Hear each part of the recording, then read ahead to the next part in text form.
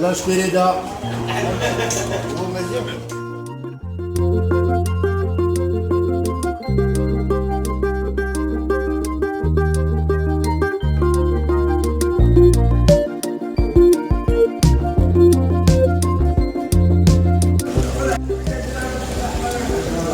زوينة بزاف وجبناكم تزوروا هاد البلاصة إلا جيتو إن شاء الله للمدينة القديمة ديال فاس.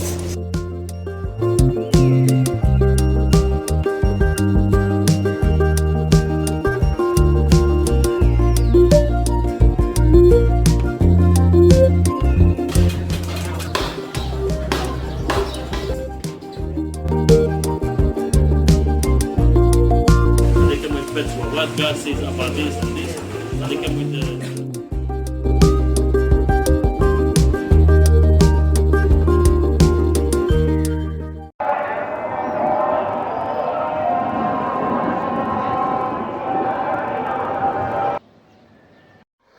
السلام عليكم، صباح الخير عليكم خوتي من قلب فاس. هذا الجزء الثاني من فلوق ديال فاس. اليوم ان شاء الله غنمشيو بزاف المناطق الزوينين كاينين في فاس، وكيف العاده غير في المدينه القديمه، لان المدينه القديمه كتشكل جزء من الحضاره ديال فاس، الثقافه ديالها والتقاليد ديالها اللي كتختلف بها على باقي المدن.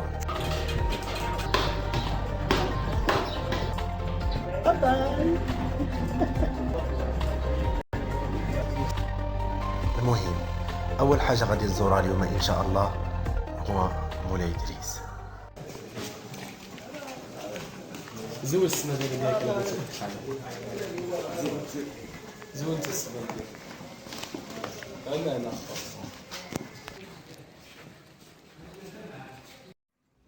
هذا هو ضريح ومسجد مولاي ادريس. هنا فيه كيتواجد قبر ادريس الاول. بالنسبه اللي ما كيعرفش ادريس الاول، ادريس الاول هو ادريس بن عبد الله، مؤسس اول حضاره عربيه اسلاميه بالمغرب سنه 750 ميلاديه، والتاريخ كيشهد على ذلك.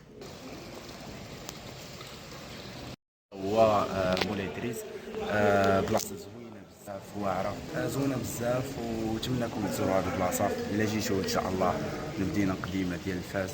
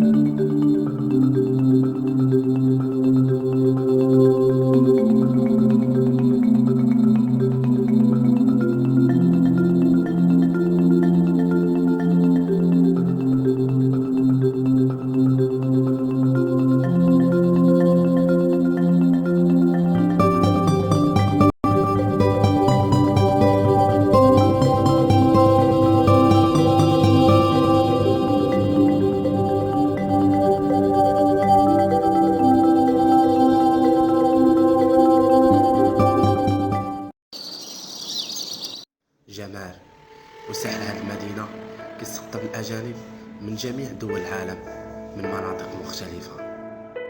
Very nice. I can ask you? We're doing a vlog. She's falling asleep. These streets aren't really great with a stroller.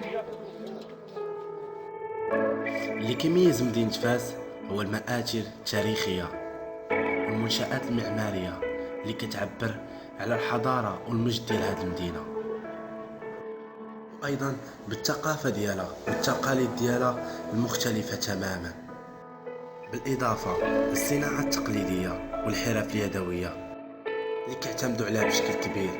أكثر من 90% من الناس اللي كيقطنوا في المدينة القديمة ديال فاس كيعتمدوا على الحرف اليدوية والصناعات التقليدية.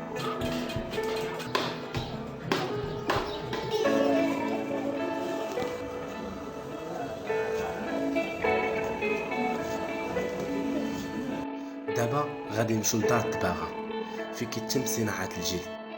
عرفت صناعة الجلد واحد التراجع ملاحظ في المغرب في الآونة الأخيرة، ولكن هنا في مدينة فاس الأمر كيختلف، بحيث أن عندها أهمية وقيمة مضافة.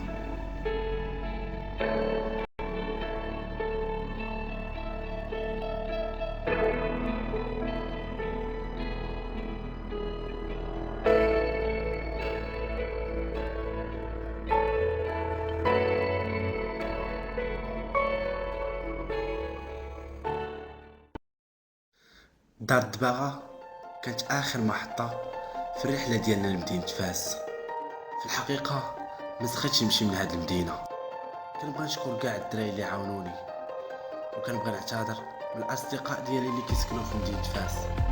جيت حتى لهنا وما قدرتش نمشي عندهم، خاصة امين بوالعراش. المهم الى عجبكم الفيديو ما تنساوش ديروا لايك وتقولوا لي كيفاش جاتكم المدينة في التعليقات، واهم حاجة تابوناو معايا في لاشين.